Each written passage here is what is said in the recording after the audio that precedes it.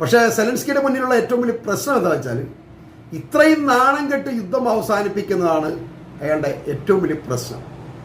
Russia പോലെ അതിശക്തമായ ഒരു രാജ്യവുമായി യുദ്ധം ചെയ്ത് ഹീറോ കളിച്ച് നടന്ന ഈ സെലൻസ്കി വെറും സീറോ ആയി മാറുന്നതിലും നല്ലത് മരിക്കുന്നത് തന്നെയാണ്.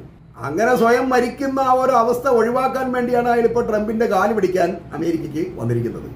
എന്നാൽ ഒരു കാരണവശാലും ട്രംപ് ഈ സെലൻസ്കിക്ക് വഴങ്ങുന്നില്ല. ഈ ട്രംപ് സെലൻസ്കിക്ക് വഴങ്ങാത്തതിൻ്റെ പ്രധാന കാരണം മൂന്നാം ലോകമഹായുദ്ധം ഉണ്ടാകുമോ എന്നുള്ള ട്രംപിൻ്റെ പേടി തന്നെയാണ്. ട്രംപ് അങ്ങനെ പറഞ്ഞെങ്കിൽ ഈ പേടി ചുമ്മാതല്ല എന്ന് നമ്മൾ മനസ്സിലാക്കണം. അതിന് കാരണം ഈ സെലൻസ്കിയുടെ പിന്നിൽ നിന്നുകൊണ്ട് അമേരിക്ക വീണ്ടും റഷ്യയുമായി ഒരു പ്രശ്നം ഉണ്ടാകാനും അല്ലെങ്കിൽ ഏറ്റുമുട്ടാനും നിന്നു കഴിഞ്ഞാൽ യുദ്ധം വളരെയധികം വലുതാകും എന്ന് അയാൾക്ക് ഉറപ്പാണ്.